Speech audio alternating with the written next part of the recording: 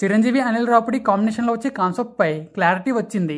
అనిల్ రావుపూడి చిరంజీవితో చేయబోయే cinema rowdy అల్లుడు గారనమగుడు తరహా కాన్సెప్ట్ తో ఈ సినిమా ఉండబోతుందని చిరంజీవి ఒక ఇంటర్వ్యూలో క్లారిటీ ఇచ్చాడు. దీంతో మెగా ఫ్యాన్స్ అనిల్ కాంబినేషన్ లో వింటేజ్ చిరంజీవిని చూడబోతున్నామని హ్యాపీగా ఫీల్ అయ్యారు. ఇదివరకే అనిల్ రావుపూడి చేసిన అన్ని సినిమాలో హీరో ఇమేజ్ ని దృష్టిలో పెట్టుకునే చేశాడు. రవితేజతో రాజా ది గ్రేట్, మహేష్ బాబుతో సరిలేరు నీకెవరు, బాలయ్యతో భగవత్ కేసరి, వెంకటేష్ తో సంక్రాంతికి వస్తున్నాం వంటి సినిమాలు అలా చేసినవే.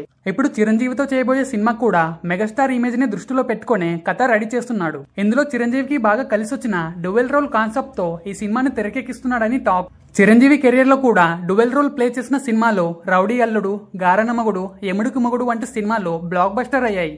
అండ్ చిరంజీవి రీ ఎంట్రీ ఇచ్చిన ఖైదీ నెంబర్ 150 కూడా చిరంజీవి సెకండ్ ఇన్నింగ్స్ కు మంచి బూస్టప్ ఇచ్చింది. సో ఈ తరహా కాన్సెప్ట్ తోనే అనిల్ రావుపూడి చిరంజీవిని డైరెక్ట్ చేయబోతున్నాడు. ఇందులో ఒక క్యారెక్టర్ మాస్ గా, మరో క్యారెక్టర్ కామెడీగా ఉండబోతుందంట. చిరంజీవి గారు కామెడీతో ఎంత ఎంటర్టైన్ చేసినా సరే ఆయన నుంచి మాస్ ను ఎక్స్పెక్ట్ చేసే ఆడియన్సే ఎక్కువ.